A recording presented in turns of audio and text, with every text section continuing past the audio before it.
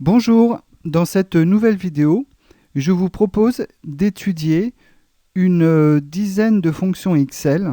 Alors vous allez voir que ce sont des fonctions qui sont très faciles à utiliser et elles sont tellement faciles qu'on les apprend en règle générale au début des cours sur Excel, quand on fait des formations.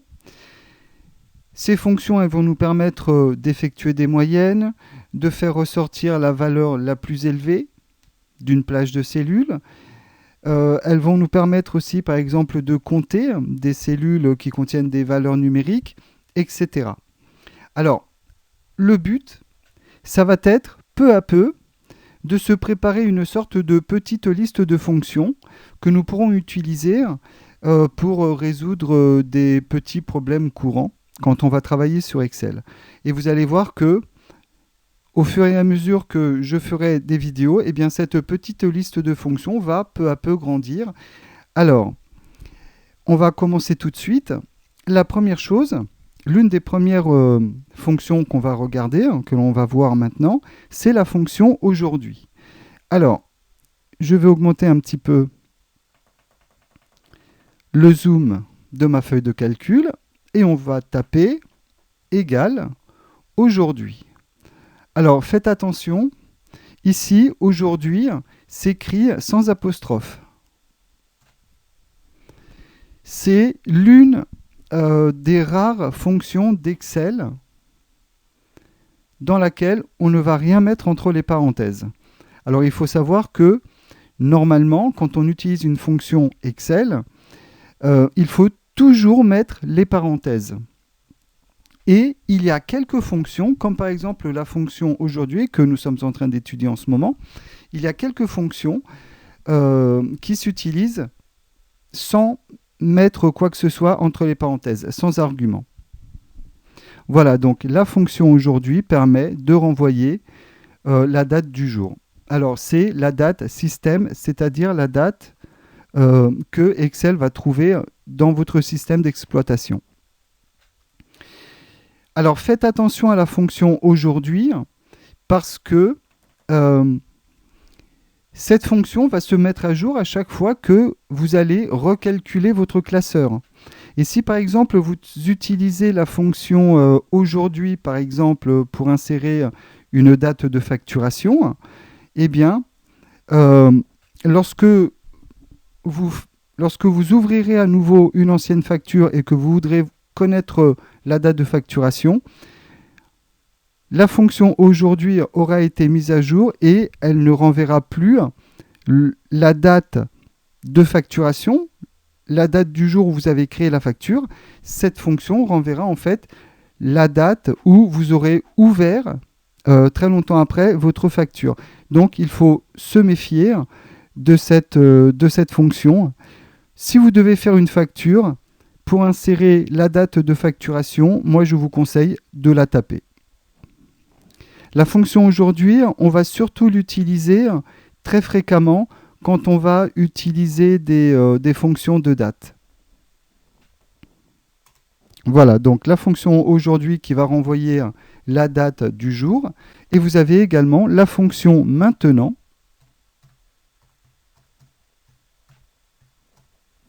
Donc, j'ouvre et je ferme les parenthèses. J'appuie sur Entrée. Et la fonction maintenant va renvoyer la date du jour ainsi que l'heure système. Voilà, donc ce sont deux petites fonctions très faciles à utiliser, mais faites attention parce que elles seront systématiquement recalculées lorsque vous saisirez quelque chose dans une cellule. Maintenant, nous allons aller sur la feuille numéro 2. On va augmenter un petit peu le zoom. Et on va saisir dans une cellule prénom. Et dans la cellule d'à côté, note. Et on va mettre une dizaine de prénoms. Donc on va dire par exemple Pedro, Sherazade,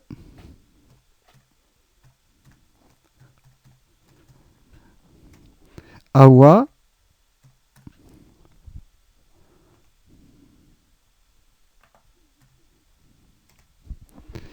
Maria, Lucie, Julien, Yasmine, Olivier,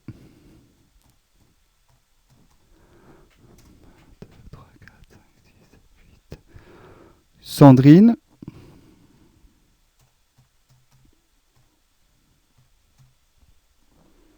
et Gustave. Et on va mettre un certain nombre de notes. Donc on va dire que Pedro a eu 17, Sherazade a eu 20, Awa a eu 19, Maria était absente, donc on va écrire absent. Lucie a eu 18.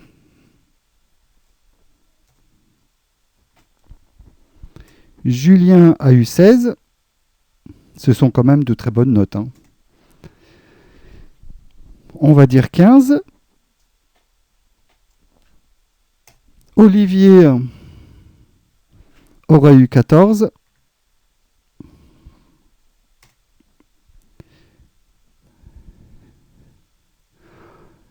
Sandrine aura eu 18. Et Gustave 13.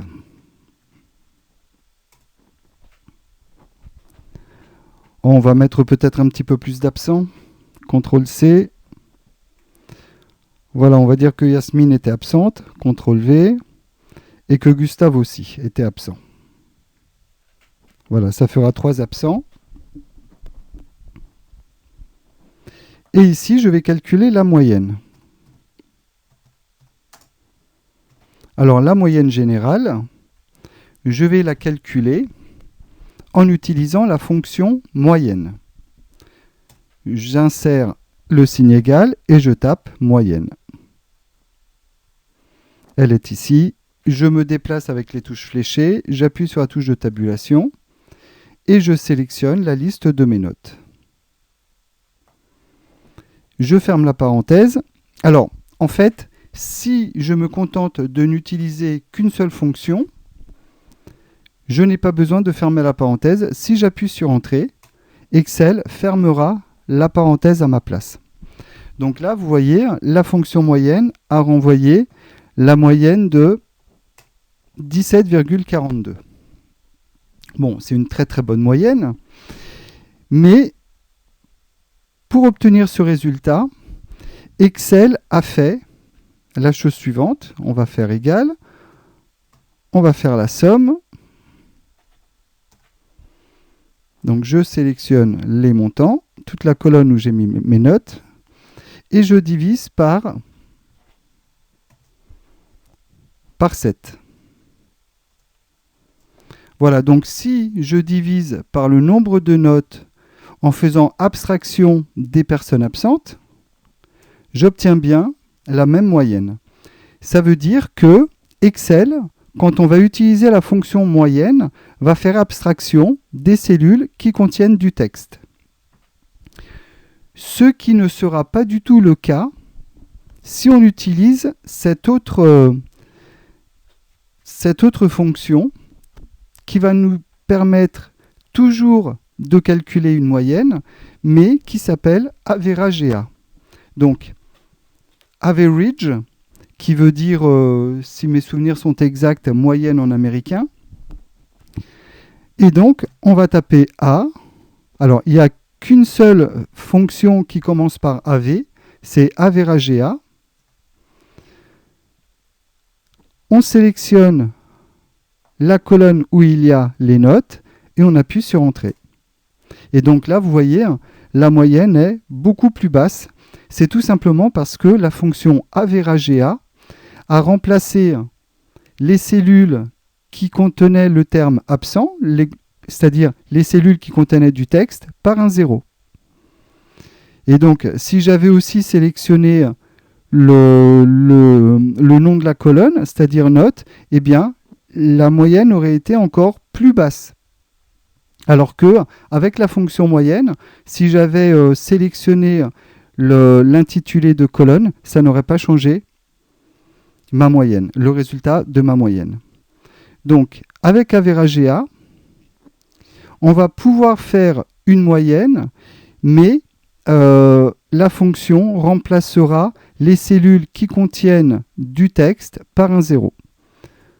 C'est comme si je faisais égale somme, ouvrir la parenthèse, je resélectionne ma colonne,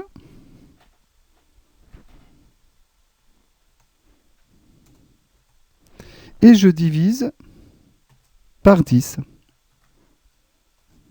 J'appuie sur Entrée et j'ai bien 12,2.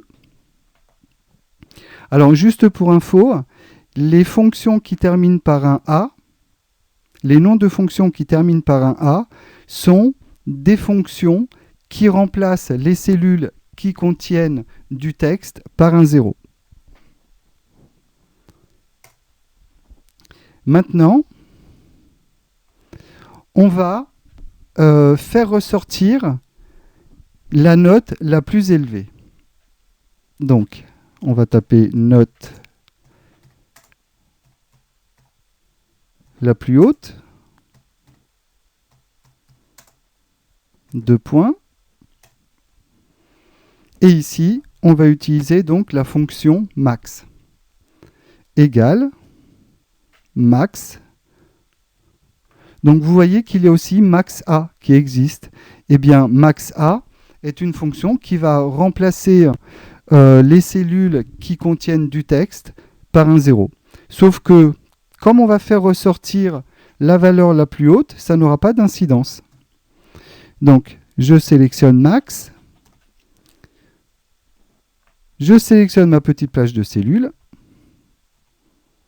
Et ici, effectivement, la valeur la plus haute, c'est 20. On va faire ressortir maintenant la note la plus basse. Note la plus basse. Et donc, pour faire ressortir la note la plus basse, on va utiliser la fonction min. Égale min comme minimum, hein, bien entendu, vous l'aurez compris. Je sélectionne mes montants, j'appuie sur Entrée, et ici, la note la plus basse, c'est 14. Si vous faites la même chose avec mina, par contre, ici, comme le nom de la fonction se termine par un A, ça signifiera que la fonction mina remplacera les cellules qui contiennent du texte par un 0, et donc, la note la plus basse sera donc le 0. Excusez-moi, je me suis trompé ici quand j'ai tapé le mot note. Voilà.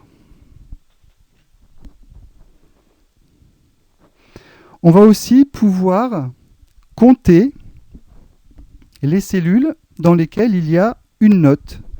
Alors, le nombre de notes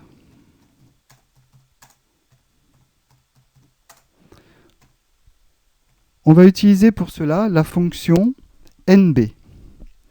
Donc, égale nb, nb qui veut dire nombre,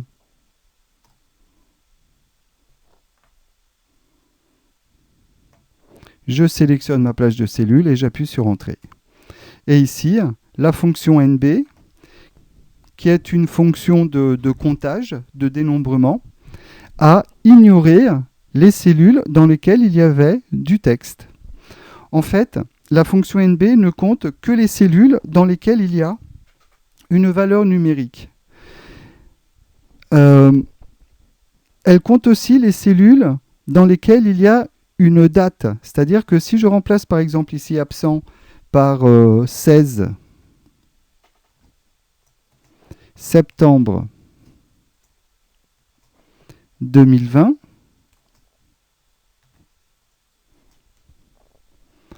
NB va me renvoyer 8. Alors, c'est tout simplement parce que, je reviens en arrière, c'est tout simplement parce que pour pouvoir faire des calculs, quand vous utilisez une date, pour pouvoir faire des calculs sur les dates, lorsque vous saisissez une date, votre date correspond au nombre de jours qui se sont écoulés depuis le 1er janvier 1900.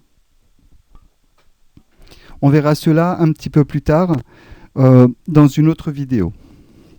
Donc la fonction NB compte les cellules qui contiennent soit une valeur numérique, soit une date. Mais les dates sont aussi des valeurs numériques, donc c'est pour ça qu'elle les compte. On va aussi pouvoir utiliser une autre fonction qui s'appelle NBval. Et la fonction NBval, c'est également une fonction de comptage, de dénombrement, sauf qu'elle va compter toutes les cellules qui ne sont pas vides. Donc, elle va également compter les cellules qui contiennent du texte. J'appuie sur Entrée, et là, par contre, NBval nous renvoie 10.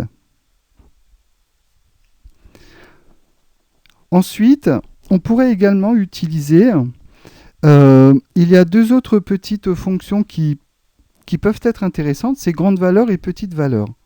Alors, on va faire égal, grande valeur. On va sélectionner la liste des notes et on va demander la troisième note la plus élevée. En fait, la fonction grande valeur permet de renvoyer la énième valeur la plus élevée d'une plage de cellules. Ici, premier argument, j'ai sélectionné la colonne dans laquelle se trouvaient mes notes. Deuxième argument, je veux faire ressortir la troisième valeur la plus élevée, la troisième valeur la plus haute. Excel va me renvoyer 18. Alors si je regarde bien, ici j'ai un 20, un 19, j'ai un 18 ici, et toutes les autres notes sont inférieures à 18. Donc c'est bien ça. Donc du coup, grande valeur avec un 1 renverrait le 20 comme si on avait utilisé la fonction max. Et maintenant, on va regarder aussi la fonction petite valeur qui va renvoyer la énième plus petite valeur d'une plage de cellules. Je sélectionne ma colonne, point virgule, et là, par exemple, je vais demander la quatrième plus petite valeur, on va voir ce que ça donne, et c'est aussi 18. Donc la plus petite valeur c'est 14, après on a 16, 17 et 18. Voilà, si j'avais demandé la troisième, il aurait renvoyé 16. Voilà, donc je mets 3. Ah non, pardon, c'est 17. Donc 14, 16 et 17. Alors du coup, la fonction petite valeur, si vous mettez 1, va renvoyer la note que aurait renvoyé la fonction min. Voilà, c'est-à-dire le 14. Alors ces fonctions, ce sont les fonctions que l'on va retrouver sur l'onglet Accueil dans la commande Somme automatique. Si vous cliquez sur la petite flèche qui va vers le bas, vous allez retrouver ici la moyenne, la fonction NB qui va compter les cellules qui contiennent une valeur numérique, la fonction max et la fonction min. Par exemple, si vous voulez réaliser une moyenne, eh bien, on va venir chercher ici dans la somme automatique, on va cliquer sur moyenne et on va devoir sélectionner pour Excel et appuyer sur Entrée.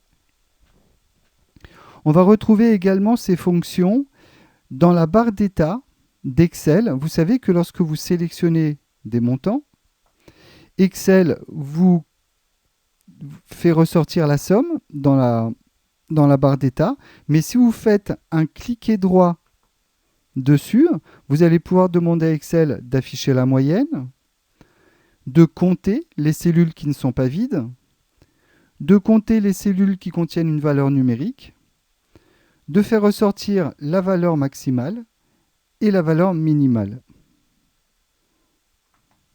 Voilà. Donc, Je vous avouerai qu'on n'a pas toujours besoin d'avoir toutes ces informations, donc moi je trouve qu'il est seulement nécessaire, à mon niveau en tout cas, de laisser uniquement la fonction somme. Voilà, j'espère que cette vidéo vous aura plu. Je vous remercie et je vous dis à très bientôt. Au revoir.